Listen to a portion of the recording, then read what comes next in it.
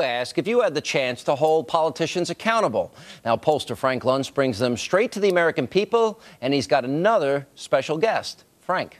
Not only does the show give you the answers to what's happening in Washington, but we provide you with the leaders. The Vice Chairman of the Senate Republican Conference, John Barrasso. You're also a doctor. I want to ask you about Medicare and health care, because it's one of the most controversial issues right now.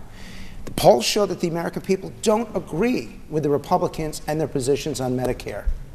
Are the American people wrong? The American people, I've learned, are never wrong. I've practiced medicine for 25 years as an orthopedic surgeon taking care of families in Wyoming. And you know what patients want? They want the care they need from the doctor that they want at a cost they can afford. Medicare has been a wonderful, successful program in this country. You know, think about when they started this back in 1965. Men were living to about 69, women to about 70. Now, because of the advances in modern medicine, women are living into their early 80s, men to their late 70s. So there's a huge challenge. The baby boomers who were teenagers when they formed Medicare are now at 10,000 a day coming onto the Medicare rolls. So we need to strengthen Medicare. And I think the real wake-up call was very recently where the folks at Medicare said, we're going to be bankrupt 5 years sooner than we thought, just 13 years from now.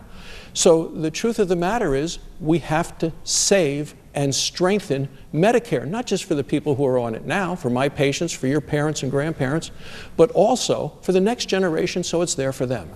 So what do you think? Yes. You guys agree with this? Yes. Tell me why. The thing we hear the most is waste, fraud, and abuse. Every time something comes up, it's always that. We never see anyone get fired or go to jail for waste, fraud, and abuse. If they could cut out all the waste, fraud, and abuse, would that solve the Medicare problem, yes or no? Yeah. No. Who says yes? It would help. Who says yes? Who says no? No. Okay, so they're more sophisticated than you might have expected, but still, they ask you a legitimate question. What about the details? How do you save Medicare? Yeah. Well, the waste, fraud, and abuse is just part of it, but I think you also have to have a patient-centered approach, not an insurance company-centered approach or a government-centered approach. You know, there are two plans that are out there. One trusts the American people to make their decisions and give them control of their own lives, which is a proposal that I support. The other is the proposal that gives the control of Americans' lives to a board that's not accountable, not elected, and this is a board that I believe is going to deny care for American seniors. That's my worry. And the health care law, which I did not support, you know, it took over $500 billion from our seniors on Medicare, not to save Medicare, but to start a whole new government program for other people, and I think that's the big problem. Reactions. What do you mean? The words that you use, we hear all these catchphrases out of D.C., and tell us what the words mean. Because Obama uses shared sacrifice or sacrifice. What does that word mean? Everyone at 50, please. Great question. Strengthen to me means giving people more control of their own lives, having decisions made by the patient and the doctor, not by a government bureaucrat or an insurance company bureaucrat. And I think if you let people be responsible shoppers, they do a much better job than a government one-size-fits-all approach. And that's why that's a position that I've supported and continue to support, having patients involved in the decisions and their care. James. I'm the son of a doctor, and I remember back in the day when people would come in and there would be a sign at the door saying that payment is due when service is rendered, and they didn't have insurance or anything like that, not as much as they do now. I think the big problem is that people don't know how much it really costs for health care. Expand a little bit more about how choice could help that. Everyone at 50, please. Start reacting. Yeah. Patients don't know what it costs, and in a matter of fact, they don't even think of it, for the most case, as their money. It's somebody else's money, whether it's the insurance company money, whether it's the government money.